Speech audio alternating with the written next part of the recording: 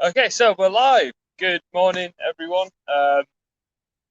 On this brisk, beautiful winter morning. It is very, very cold.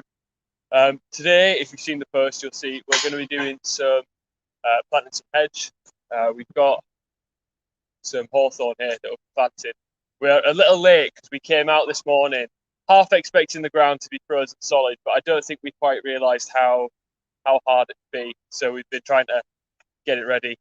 So apologies for. Hold on. So, good morning. This is a good demonstration of some of the challenges of doing tree planting at this time of year. Oh, I'm Alex. Just before we forget, I'm Alex, and I'm Freya. We work at TCV Hollybush here. Yeah, so we work at TCV Leeds, and we're part of the Green Gym team. And yeah, we're at Hollybush today, which is our conservation centre in Kirkstall in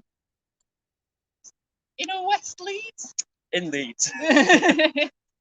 Yeah, so we're just out on the canal, so we're on the Leeds Liverpool. Get that. Give you a little tour of where we are. I'm not the tech savvy one, so you're just going to do turn the camera around now. We've done introductions. Right. So yeah, apologies, looking at my face. Chin close up. There we go. Which is the canal that runs from Leeds City Centre, Leeds Dock, used to be Pirate Dock, all the way to Liverpool. Don't know if anyone's ever cycled it. The charity cycle ride, probably been a charity cycle ride for our time. But yeah, so this is a stretch. This is managed by the Canal and River Trust. This is a little stretch of the bank of the river of the canal that is on the boundary of the Hollywood site, and this is the bit we manage. So we've got the bulbs in, we've got the trees in, and we're going to put a little bit of a hedgerow. Mm-hmm. Have a hedge. It's nice to have a hedge. Yeah, just a heads up as well. We may have members of the public coming up and talking to us. Well, yeah. Yeah, so hedgerows. We've got the trees that we've got today. Alex, we've got hawthorn. Talk a bit more about the trees. They've come from Ovo Energy. So I Dig Trees is a campaign that TCV has been doing for a few years in partnership with Ovo Energy, and that's giving out tree whips. So whips are sort of 1 year old. So this is a whole bundle of loads of trees here, and whips is the name for 1 year old trees that come from a nursery, and they're called whips because yeah, go on. My hands are numb. I've done some macking, which means that I have slightly warmer hands. Oh. So yeah, for people watching who haven't watched before, we're now on YouTube as well. Ooh, big leagues now. Oh yes. So we've got Hazel, who is in the comments. She's in charge at that end. So if you've got any questions, me and Alex might not see them, but they might pop on the screen, so we'll try and answer them. But hopefully, if we don't manage to answer them, Hazel might be able to shout at us or answer them in the text for you. And if there's any questions we can't answer during the video or we don't answer during the video, we'll look back through the comments and we'll try and answer them after the event. So hello Hazel, thank you Hazel, and hello everybody else. Well done. So yeah, these are bare root whips. So that's one tree, so this is one hawthorn. It's 1 year old. It's been grown in a nursery, and they're called bare root whips. So the reason they're called bare root, if you've seen that, is because their roots are bare. Oh, so, that's a nifty name for them, isn't it? So one thing with bare root whips is on a windy day, a dry day, a frosty day, you really need to make sure that you're keeping the roots covered. So we have them peeled in here. So I've got this trug full of leaf mold here. I've just dug out our leaf mold pile. So we're just going to keep them as a bundle for now, and just keep them under the. Oh yeah, get your hands a bit salty, Freya. That helps keep warm. That's nice loose leaf mold though, compared to what we're about to dig in. So yeah, we've got some leaf mold there for here in a minute. So we'll ignore the width for a little while. So what's going on up here? I guess we'll do a bit of an introduction on like what a hedge is. Why does one hedge? And the history as well. I think the history is quite interesting.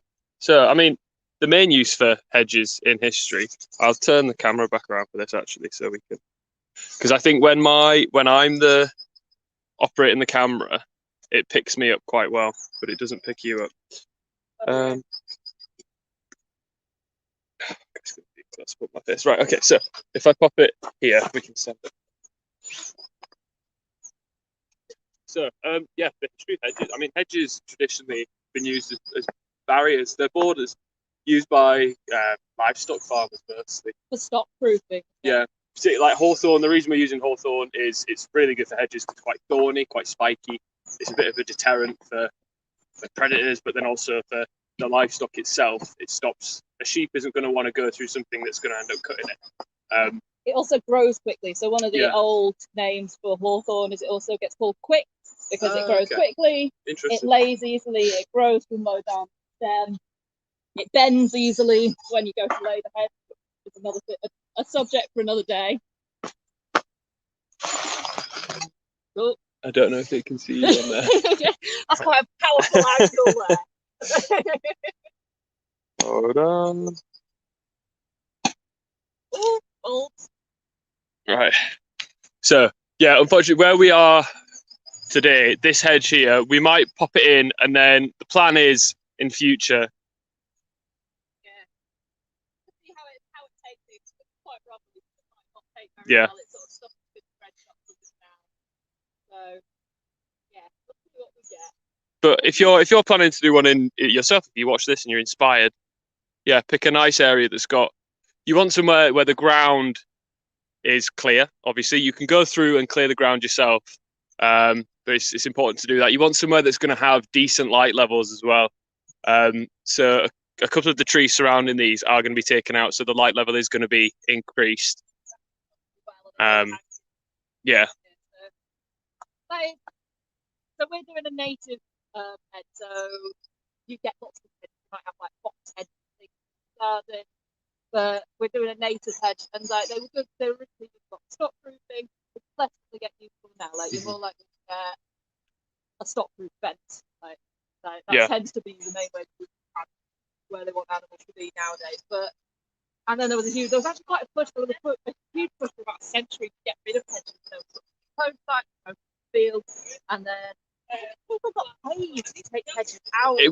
I've read it was kind of after the World Wars. Like we really encouraged people to remove all hedges. Industrialization, opening up fields, so you could get a tractor and plow through them, and a lot of hedges were lost. And then increasingly, it's become apparent. Oh wait, hedges are really important. They provide, as well as the barriers, as well as the sort of iconic British countryside look, the beautiful hedgerows.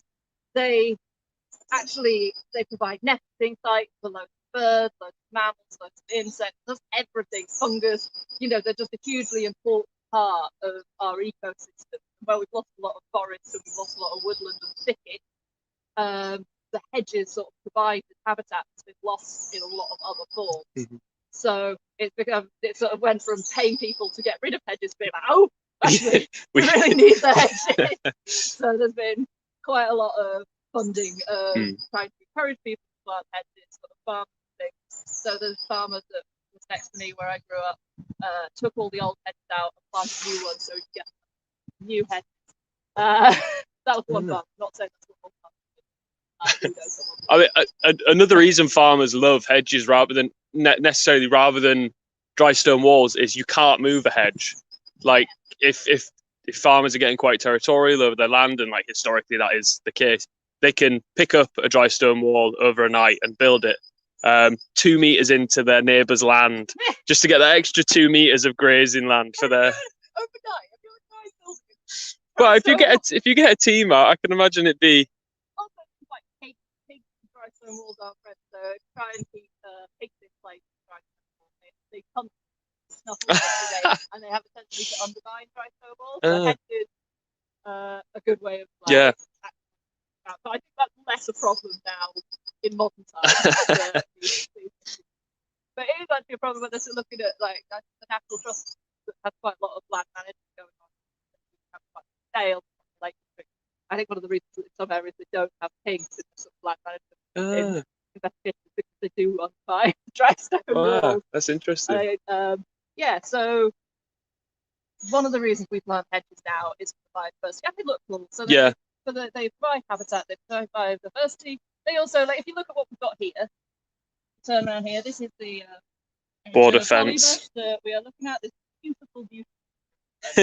No one wants to look at a security fence, so a hedge is nice. Mm-hmm. By putting in a hedge, we have much more aesthetic.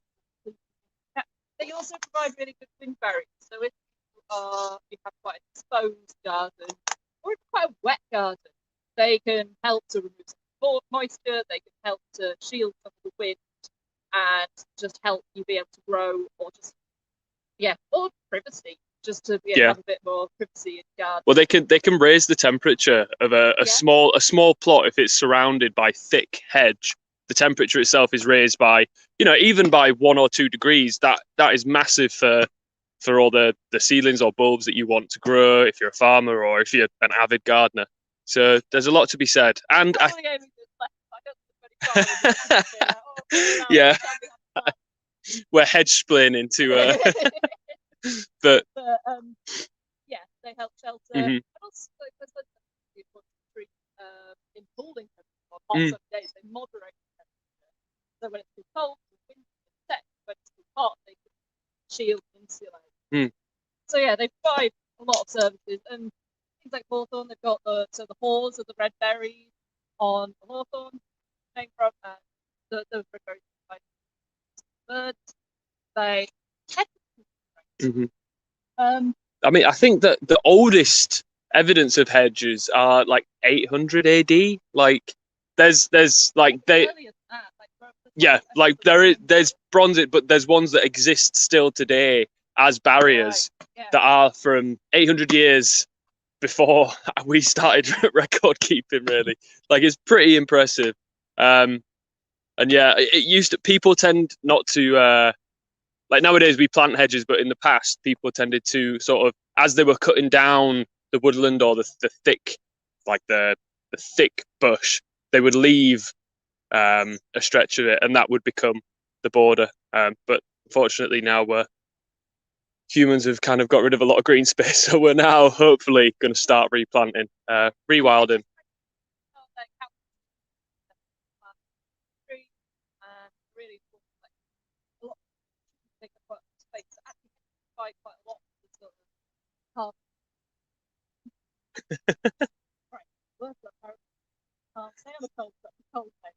Sequestering carbon free, but a hedge, because you can get a lot more trees and a lot more dense space, and they're not going to go to standard tree, but they will still sequester a lot of carbon. What does that word sequester mean, Freya? Take in, harness, remove from the atmosphere a lot of carbon. They'll do it in a way that they're providing a barrier. So instead of a fence that doesn't do that, you can plant a barrier, and it will provide all of these other services. It won't take up space. It won't mean you've got to kind of get rid of a park, but you can kind of build a boundary in and provide some of the services that we need by planting trees. And hedges heal too. Like if a hedge gets damaged, you may have to help it back along the way, but it will heal itself. Whereas if a panel of our fence came down, we just have to replace it with another beautiful green metal panel.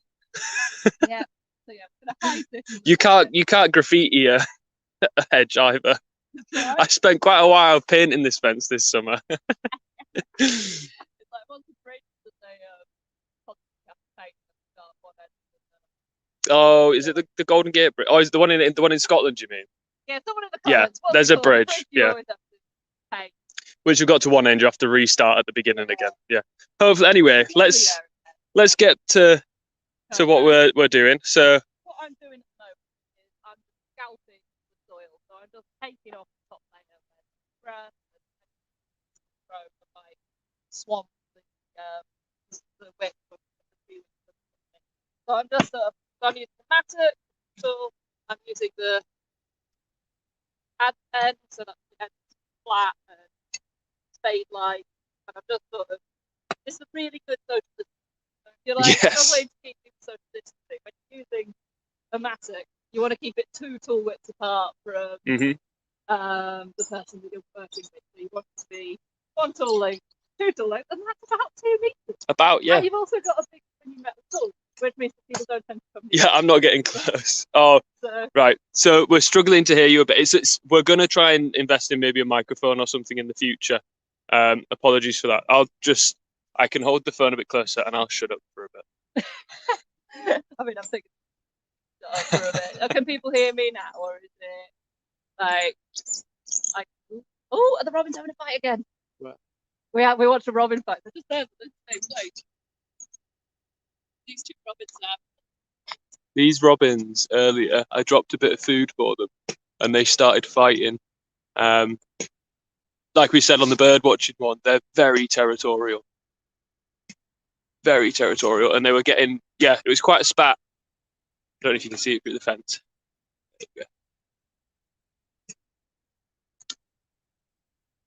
There you go. Right. It's we're about sort of 15-20 minutes in now. Should we try and get this bit scalped? Yeah. And then yeah. Maybe do you want to start, or do you want to keep scalping? So I'm using the mattock, but another tool that you can use. So this is something that you want to do tree planting and hedge planting between sort of November-ish time and February time. You don't really want to do it you want to do it in winter, basically.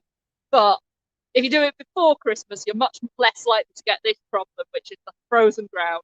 So I'm using the mattock because this ground there's just an inch of the frozen ground that I'm having to get through. But if you were doing this on a less frozen day, you can just use a spade and just use that scrape along the top and just take the top layer of soil off, take the grass off, and just give the whips, the little baby trees, a fighting chance to compete. Yeah, this is probably enough for us to sort of demonstrate what we're. So, shall we say my got gloves on? I can't work the camera well. Shall we say why we've put these stakes in as well? Yeah, what the idea is? Yeah. Something that's really important to do with when you're doing a hedgerow is to mark out where you're going to put it. It's so easy to be like, oh yeah, I'm just going to plant this in a straight line. And then especially if you've got more like a group of people doing it and they're all doing it at different points. And then they're all working at a slightly different line.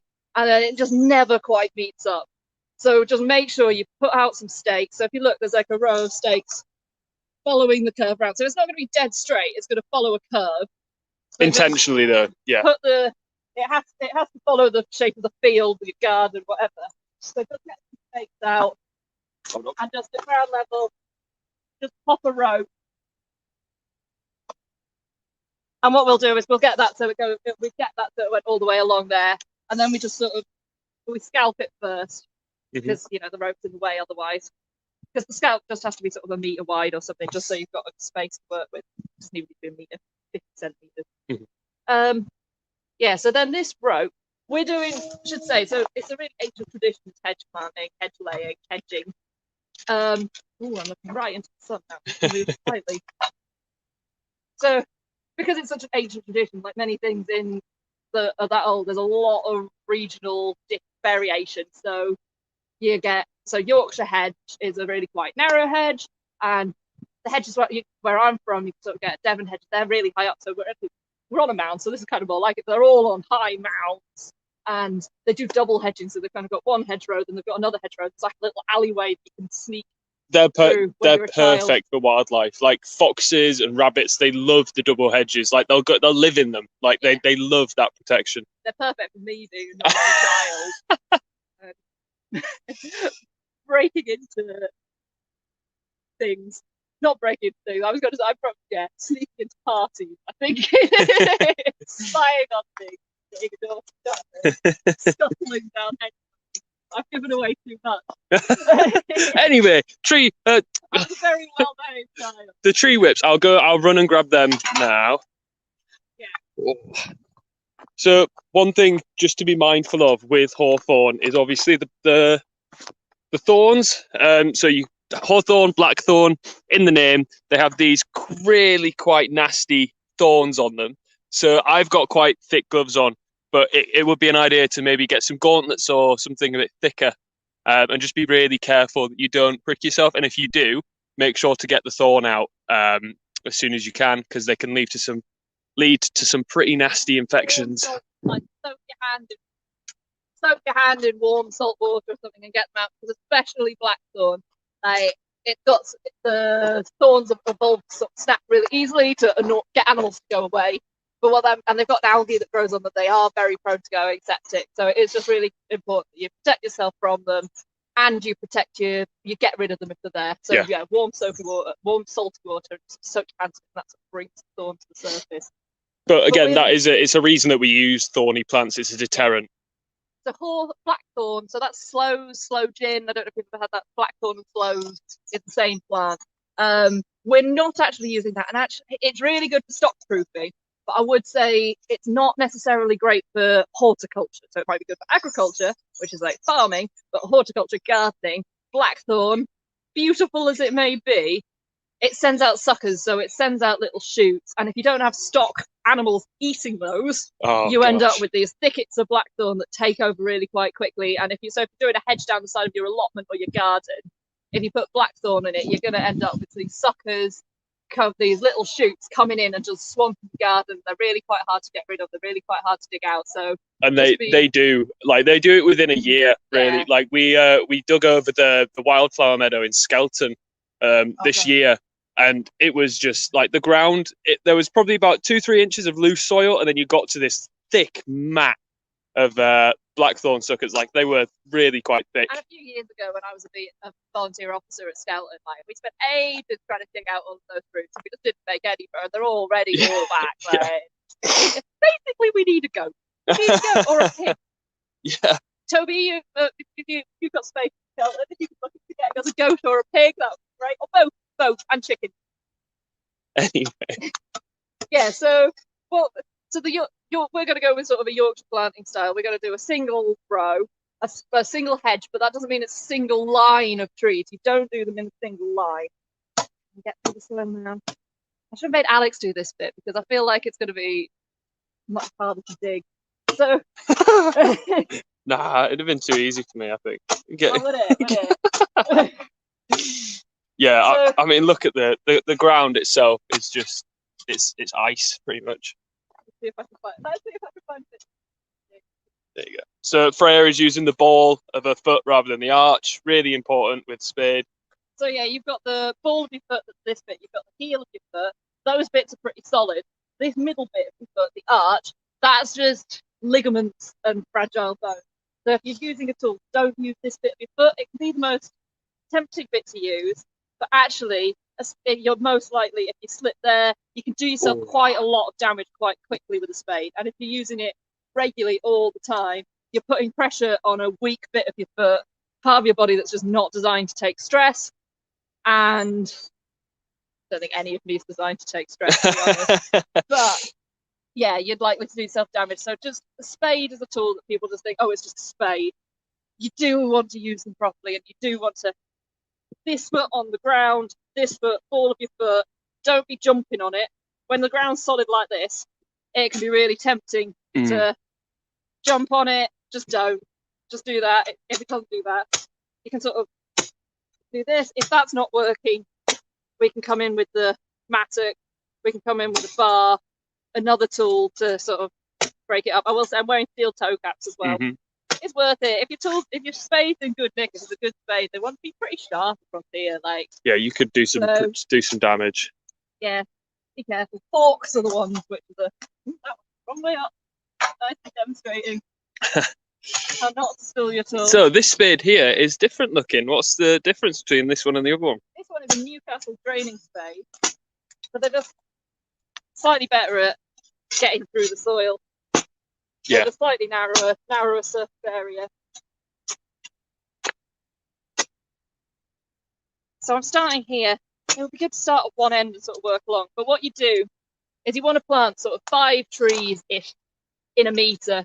And when I say 5 trees in a metre, you want to be fairly precise, but you probably don't want to be getting a metre rule out and sort of doing it that'd be one every 20 centimetres. So yeah, just sort of go by one a spade length or something like that. I think spade length's 30 centimetres normally, isn't it? Slightly less than spade length. But a lot less than this spade length. you want to do sort of one on one side, one on the other side, one on one side. So when we say a double hedgerow, that means one line here, one line here. But this is sort of a zigzaggy hedgerow. So you don't want to do them all on one side. And what that means is if you have a later hedge, when you get to the hedge laying stage, it becomes quite apparent why you want them to be why you want them to be in a zigzag. It just makes it much easier for you to sort of do the weaving, the alternating, and it makes a much thicker, much healthier hedge that lays much easier. I mean, it also reduces root competition as well. If they've got more space, sort of zigzag side to side, they're less likely to end up sort of killing each other.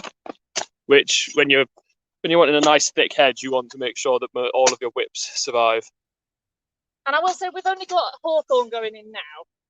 Which is, sorry, no, we're not open with. Sorry. I've just opened the gate up because we had to come out through it, but we are still closed. It's proof of how beloved the hollybush is. People every day ask, "Oh, is it open? Can we come in?" Sorry, no. We've been doing some work out here. There's been storms and things that we need to maintain the trees, so we were trying sort of on Monday to go out and bring the tree in and have loads of people go, "Can we come in? Can we come in?" Sorry. Soon. Yeah, fingers crossed. Plague willing. So you're just lots of watching me dig through. Yeah. frosty ground. It is just frozen. So yeah, if you do,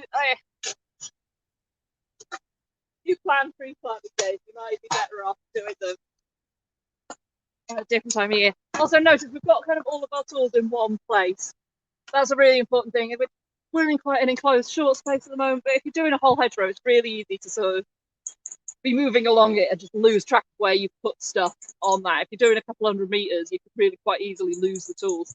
So just make sure that you've got sort of designated area, put them there, and then if you do move along and then they're not in where you need them anymore, just make a new one further along the hedgerow. But don't be like picking one tool up, putting it down in the long grass, etc. Right. It is now 27 minutes. Do we think we'll get at least one whip in before the end of the stream? I'm going to do 5. It's the race against the clock. So yeah, breaking the soil up is quite a big job at this time of year, but it's getting it to a finer tilth than rock solid. Yeah. So I'm just going to do a split cut because the soil is quite loose here and it's quite dry. We don't need to worry too much about the sort of what we're doing. That sounds, wing it. That makes it sound like.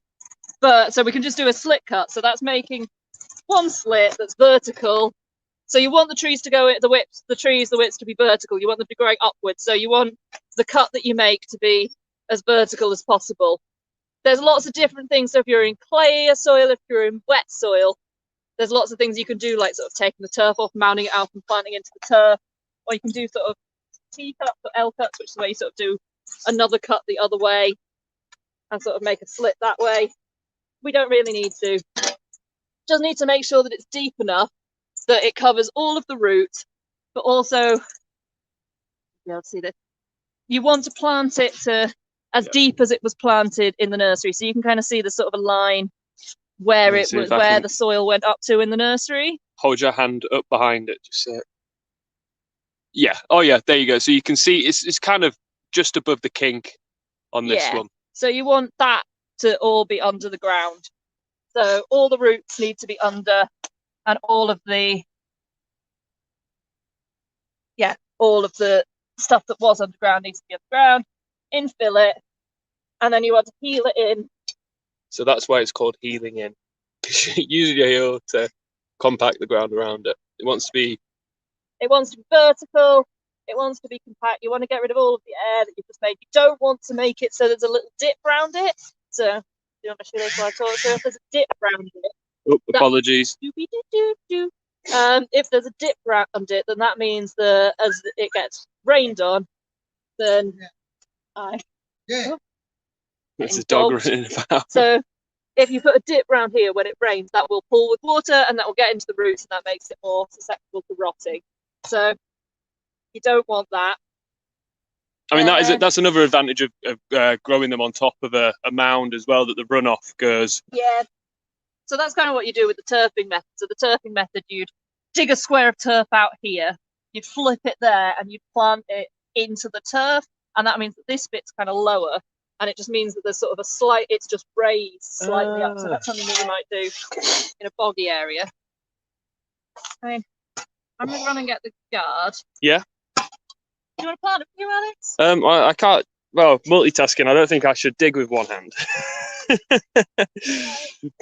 But yeah, so the idea of this one's gone this side of the rope here, just after the stake, about 20 centimeters. The next one we'll probably do the other side, maybe about here. It's massive lump of frozen soil. But yeah, so I guess I'll do. Okay. Go on. It is quite important to sort of visually mark out. I'll talk about why we use guards as well. About 20 centimeters. So that's usually about 15 centimeters. So about that, and then yeah, so about here. Mm-hmm. So we're going to be popping these guards on. We do get deer here. Along the canal, yeah. Along the canal, and they'll come in, and you can see already this has got a leaf, and it's got other buds on, and the deer will come. Well, yeah. The softer, the less woody bits, the softer bits, the deer will just come in and just chomp it all down. They'll eat the whole top. Yeah. You find them where they grow out the top of guards as well. You'll see if they're sort of like you'll just get this sort of two-toothed little chomping that's going on. I think farmers say that the reason that a lot of them have gone to dry stone wall for sheep rather than the hedge is that new lambs, they'll just want to eat everything. They want to get as much energy as possible.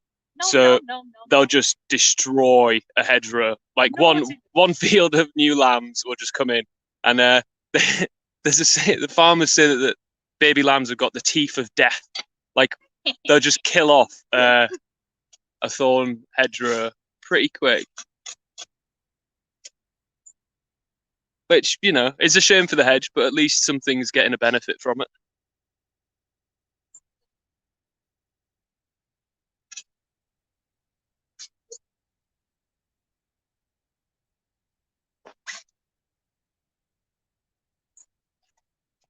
So yeah, also rabbits as well. Mm-hmm. Like, just critters just like to eat. They're just delicious, nutritious. Because they'll eat the wood as well. They don't just eat the leaves. And their spikes are quite vicious. Yeah. Right, I'll stop there. Mm-hmm. How are your fingers? Yeah, all right. I've warmed myself up. What my mum always used to say when I said I was cold, like, you're not cold. Like, it's not too cold. You're just not moving around enough. Oh, so these guards, I've never actually seen ones like this before. So they're completely transparent, which is obviously brilliant for the light, so they can photosynthesize. I've usually seen the green ones before. Right. So these ones are the ones that you get from the Ovo I Dig trees that we do with TCB, which I think it's too late to get them this year, but it'll be coming up in the next year. We'll post about it on social media and things, and we'll probably send out information about it.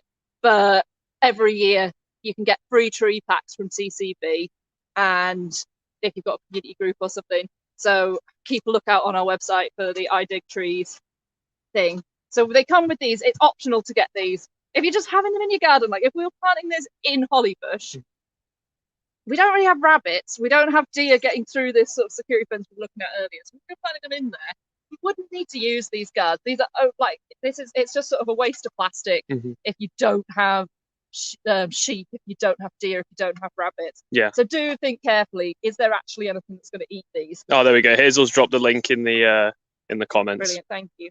And this one's a little bit. So one thing, they do have a way up that they go. So if it's kind of hard to see. But if you look, the sort of spiral, the smaller bit of the they're very cold. We must say, so plastic when it gets cold. But the smaller bit of the spiral is sort of inside, and what happens is as it grows up, it pushes against that. Whereas if you sort of have it the other way up, so that the bigger bits, as it grows up, it sort of pushes out through that gap. So you want to make sure that the smaller bit is on the inside. So as it grows up, if it pushes against it, it can't go through that gap. That's quite important. And the same goes with the green solid tube ones. If you look at them, they've kind of got, at one end, they're just a ring, but at the other end, they kind of have a little bit of a, I don't know if it's convex or concave. They've got a bit of a curve that goes outwards. Like a teacup sort of shape. Like they curve outwards, yeah. Yeah, they kind of, like a trumpet. Yeah, kind of trumpety shape that kind of goes out like that. I don't know if I can demonstrate it with a weird double joint. And what that is the tree grows up, so that bit goes at the top, and it just means that there's not like a hard right angly edge for the tree to rub on. So yeah, that's what those ones do. So there is, yeah, all tree guards do have a way up.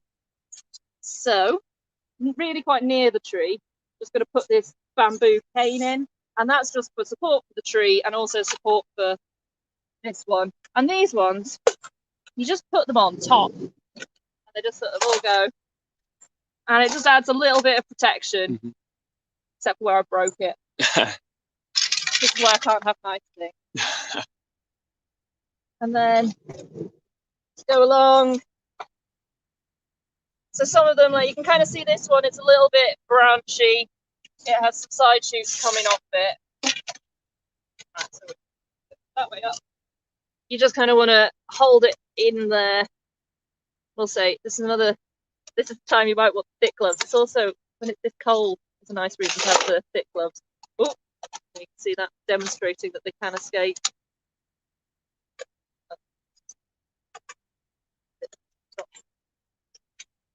There we go. And these ones, because they come apart, you can sort of wrap them round as well. If it is very branching, you're struggling to get it through that way. Maybe warm them up a little first. Yeah, just over there, like 3 meters that way. Beautiful sunshine. And meanwhile, we're in the cold, frosty shade. Bamboo pole. So yeah, that is. So what have we covered? We've talked about. Oh yeah, so we're just doing hawthorn here. We do actually have a few other species that I might bob in, and like we've sort of got some cornus, some dogwood, and like a few other niceties.